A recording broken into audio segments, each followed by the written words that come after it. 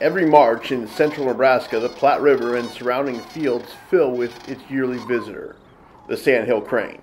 The cranes begin their migration in late February and can be seen on the river into April each year. Crane Trust CEO and President Chuck Cooper said the Platte River plays a huge part in the Sandhill crane's migration. For a lot of these cranes, it's a 5,000-mile migration. What's important about this particular piece of river is that this is where they put on 20% of their body weight so that they can complete the migration and then nest and hatch and raise their families and then head back. We don't even hardly see a crane in the fall when they return south because they don't stop. And this is the only crane that does this in the 15 species of cranes in the world. 90% of all the cranes in the world will show up right here on this piece of river. And so it's vitally important to them. I mean, without this piece of river, it could go the way of the monarch butterfly, which probably only has about 2 years left of the migration because all their habitat's been destroyed.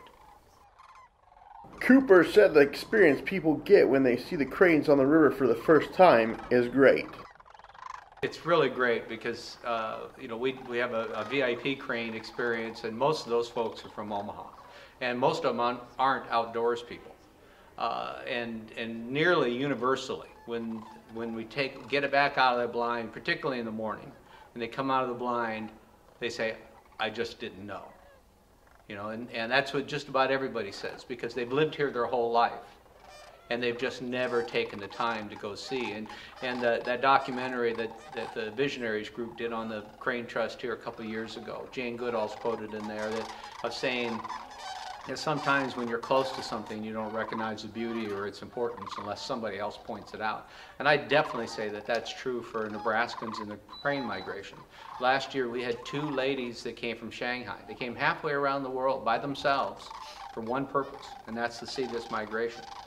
And I have friends I can't get to drive 50 miles to see the migration. So it's an interesting situation that we have here, that we have all these people that come from all over the world to see it, and we don't always necessarily appreciate it.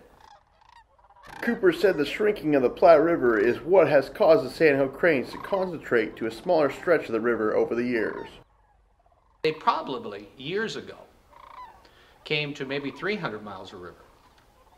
And over the years, over the century, it gradually changed. And now there's only a very small piece, 50 or 60 miles of river that they can use. They need wide, flat water that it isn't deep.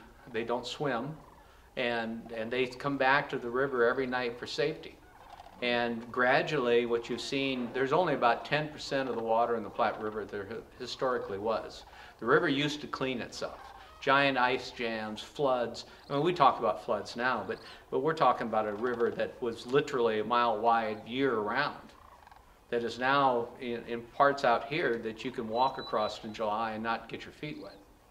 And what happens when those historic flows don't come is that the weeds and the grasses start to grow, and then trees take root.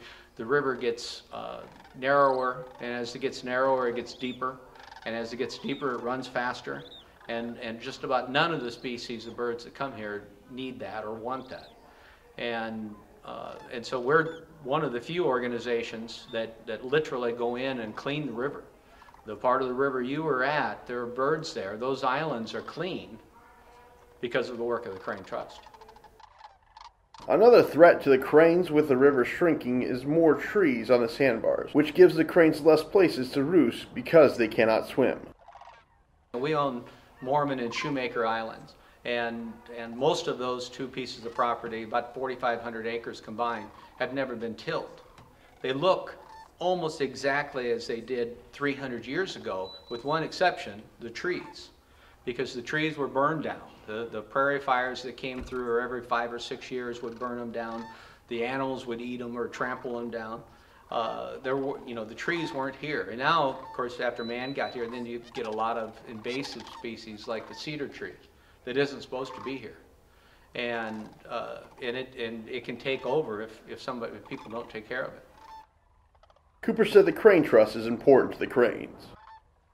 Well, to the cranes, I mean, there's an education piece that you get to see here at the Nature Center. There's also the ability to get the public out into blinds very, very close to the cranes. But probably the most important piece is that we're maintaining habitat. And I always tell people, I said, I call it habitat, but 150 years ago we called it Nebraska. There's so little of it left that we have a new name for it and we call it habitat. And you're on 4,500 acres of it right here. And this is the last and largest piece of tall and mixed grass prairie left in the entire state. There's just a little tiny piece of it left. And I mean, there's other little pieces, but this is the largest of those. And if an organization like the Crane Trust doesn't own it, it would have been tilled centuries ago. Reporting from the Crane Trust, I'm Zach Mayhew.